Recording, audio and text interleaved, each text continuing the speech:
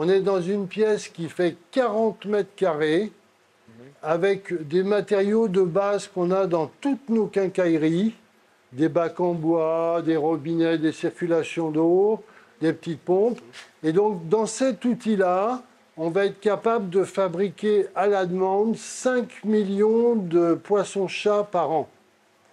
Là, derrière moi, vous avez 2 bacs de reproduction. Chaque bac a fait une reproduction. On va essayer de vous mettre un peu de lumière là-dessus pour faire un gros plan. Venez. Je ne sais pas si tu vas voir quelque chose. Mets-toi plus sur le bord. Prends un bord. Tu les vois? Oui, je les vois, oui.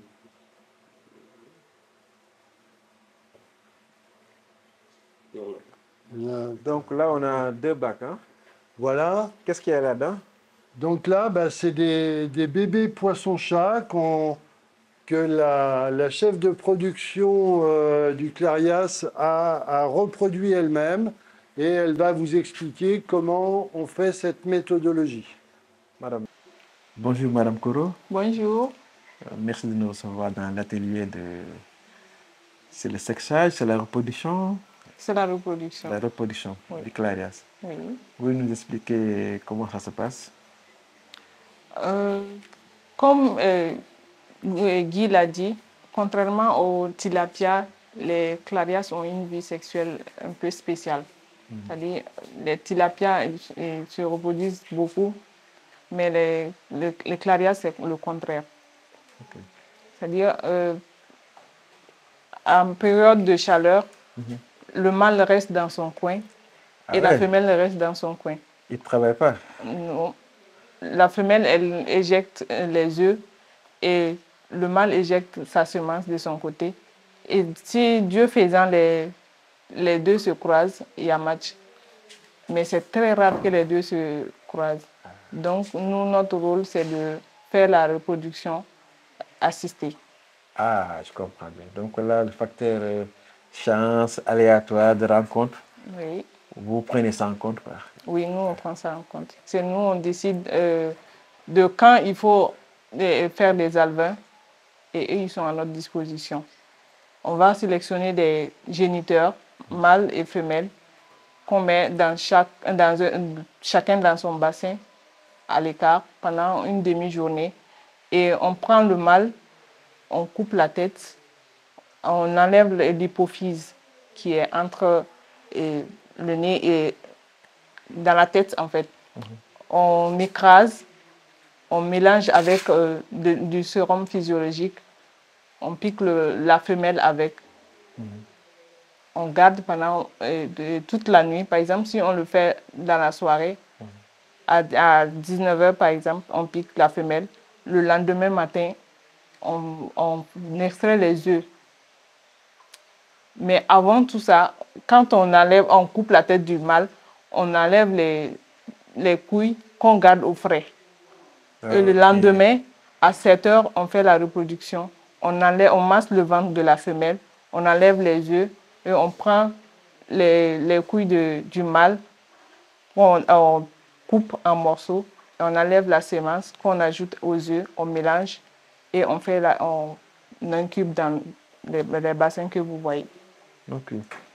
Et à peu près, c'est après combien de taux de réussite sur... On peut dire 50% de réussite. Ok. Parce que il faut d'abord, c'est un peu compliqué la reproduction des clarias.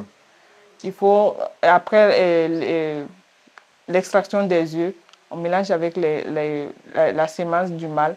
Mais la semence du mâle est sucrée. Donc ça fait que les œufs se collent l'un à l'autre. Et ça peut, s'il y a un œuf qui ne réussit pas, les autres ne réussissent pas non plus. Donc il faut mélanger avec de l'eau salée pour que les œufs ne se collent pas entre eux. Et la reproduction peut réussir à 50%. Ah, donc on voit que c'est très technique et délicat la reproduction du claria. Ça demande une intervention humaine pour pouvoir maximiser le nombre d'alevins qu'on peut avoir. Parce que si on les laisse à l'état naturel, Ils ne se on a reproduisent pas. ne se pas. Non. On incube les œufs dans ces bassins et après éclosion, on les met ici. Je sais pas. L'incubation va durer combien de temps? L'incubation dure 24 heures. 24 heures. L'incubation dure 24 heures. Et après éclosion, ça c'est les alevins de 2 semaines. Donc, Voilà. Comme il l'a dit avec les tilapias, oui. les poissons-chats, avec les poissons-chats, c'est le même système. Plus il y a d'eau pour les alevins, plus ils grossissent. Moins il y a d'eau, ils ne grossissent pas. Par exemple, ces alevins, ils sont de la même reproduction que les alevins qui sont là-bas. Si vous pouvez faire un peu. Ce sont les mêmes, ils ont été éclos en même temps, mais vu que ceux-là, ils sont moins nombreux dans l'eau, ils ont plus grossi que ceux qui sont là-bas. Oui. Ceux-là, ils sont plus gros que ceux de là-bas, mais c'est les mêmes œufs et ils ont éclos en même temps. On voit au fond, là, c'est des aliments. Oui, c'est des aliments. Et ils vont rester ici combien de temps avant d'être transférés en apport ou bien en élevage? À peu près, à 5 grammes, on peut déjà les vendre. Quand ils atteignent 5 grammes. 5 grammes, ok. Oui.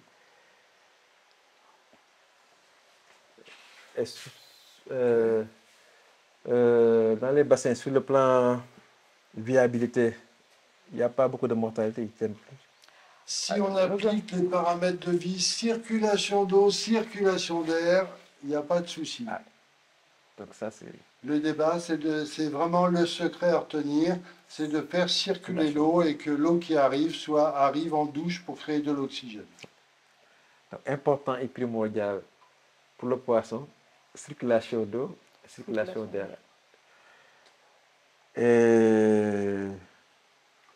Donc, ce qui est intéressant sur ce laboratoire, oui. c'est que avec des budgets assez minimes, on est capable de reproduire n'importe où une pièce de 40 mètres carrés, c'est pas un investissement, des bacs en bois, des robinets, et donc là on est capable de refaire des laboratoires comme ça aux 4 coins du Sénégal, dans des endroits désertiques et qui n'ont, si on a de l'électricité, c'est le top, quoi. Voilà, mais ce n'est pas un critère énorme quand même. Ouais. On voit que c'est des investissements sommaires hein, qui sont à la portée de tout investisseur et qui permettent d'avoir en permanence des alevins, playas, et qui sont très difficiles à avoir dans le cadre de reproduction naturelle. Donc, c'est des modèles à dupliquer, à partager, à développer partout au Sénégal où l'élevage playas peut se développer. Le problème avec les poissons-chats est qu'ils sont un peu omnivores. C'est-à-dire qu'il faut les trier au fur et à mesure. Presque tous les jours, on fait des tris. Parce que pour mettre ils doivent avoir les mêmes tailles. Sinon, les plus gros mangent les plus petits. Raison pour laquelle on ne les mélange pas avec d'autres poissons.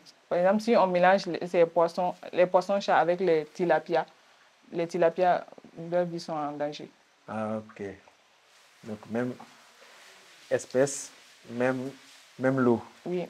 Et si on a des âges différents, ça aussi, ça peut... Ça pose, ils se mangent. C'est des tailles différentes. Oui. Voilà. Donc, du coup, ils se bouffent cannibalisme.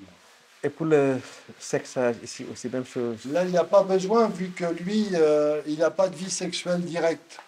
Donc, on n'a pas le souci, ça n'a rien à voir avec le tilapia, quoi. Donc, on n'a pas besoin de sexage avec les poissons-chats. Parce qu'ils n'ont pas de vie sexuelle comme les tilapias. Comme les tilapias. Raison pour laquelle on fait la reproduction assistée. Parce que même si quand ils sont ensemble, on les met ensemble, mâle et femelle, ils se reproduisent. Les alevins n'ont pas de chance de survie parce que les gros vont les bouffer. Ils sont méchants, hein? Oui, c'est du cannibalisme très fort. Ah ouais. Alors moi, je voudrais pouvoir faire passer un message en même temps. Lequel? J'affirme que l'aquaculture, c'est une obligation. On a malheureusement plein de problèmes de nutrition à certains moments de l'année dans le Sénégal. Et il faut à tout prix qu'on développe ça. Mais qu'on le développe de façon simple, qui soit accessible à une masse qui n'a pas trop eu la chance d'aller à l'école et qui puisse malgré tout gagner sa vie et manger. Et donc là, je voudrais par exemple que l'État rachète Krams pour en faire un centre de formation et de production et qu'on puisse démultiplier ça sur le Sénégal. Là, si on fait des écloseries de ce type-là dans une demi-douzaine d'endroits dans le Sénégal, on a gagné, on a résolu le problème de base. Après, l'aquaculture n'a que deux problèmes. Un, c'est l'alvinage, deux, c'est l'aliment. Donc l'aliment, là, il y a beaucoup d'actions qui sont en cours et je pense que dans un délai court terme, on va avoir un aliment national. Donc, il nous reste à développer des écloseries. Alors, moi ici, je fais beaucoup d'innovation. Là, vous voyez, cette écloserie nous coûte très très cher en énergie, en eau et en électricité. Et donc, là, j'ai trouvé le moyen garanti au niveau du résultat où je vais faire la même écloserie, mais charge zéro, sans payer d'eau, sans payer d'énergie et sans solaire, et implantable n'importe où. Ça, c'est Totalement reproductible. Ça, c'est une trouvaille, hein? Mais résultats garantis. Ouais. Donc voilà, je ne sais ça- pas si l'État du Sénégal serait intéressé pour discuter de ce problème. Merci. Donc, on a entendu le cri du cœur ou bien la proposition de Guy, qui est très intéressante. Et quand on voit les investissements sommaires basiques qui sont là et qu'on peut mettre partout au Sénégal, et il l'a rappelé, pour toute filière, il y a deux éléments qui sont importants et primordiaux, c'est l'aliment et la reproduction. Avoir des alevins de qualité en quantité et un aliment aussi souverain ici localement, ça permettra de développer la filière aquacole au Sénégal, qui est vraiment une étape importante pour répondre aux besoins de souveraineté alimentaire. Parce que la protéine animale devient de plus en plus rare. Le poisson, qui est bien aimé au Sénégal grâce au thieboudienne, devient très rare. On remercie lui pour sa contribution et ses efforts intéressants et innovants pour le développement de cette filière aquacole. Et aussi, madame, qui a montré aussi les secrets du clarias, qui est un poisson qui n'aime pas se reproduire et qui est très peur, qui ne s'occupe pas de ses enfants. Et grâce à elle, on peut avoir beaucoup de bébés clarias. Et ça, on le rappelle tout le temps, pour qu'une filière puisse se développer, il faut que la reproduction soit maîtrisée en qualité et en quantité. Merci. Madame Koro, toi, avec ton expérience, qu'est-ce que tu peux conseiller aux jeunes générations ou bien aux apprenants pour pouvoir maîtriser ce qui se fait dans la filière aquacole? Moi, je conseillerais plutôt aux écoles de formation d'avoir la partie pratique au sein même de l'école d'abord. Parce qu'il faut que les étudiants pratiquent à l'école avant de sortir pour les stages. Il y a des stagiaires il faut aussi les apprendre que ils font la pisciculture, ce n'est pas pour aller dans les bureaux uniquement. Le bureau, ce n'est pas pour tout le monde. Donc, la pisciculture, c'est sur le terrain. Et sur le terrain, ce n'est pas propre à tout moment. Donc, les étudiants doivent avoir en tête qu'ils peuvent aller dans l'eau, ils peuvent aller dans les champs.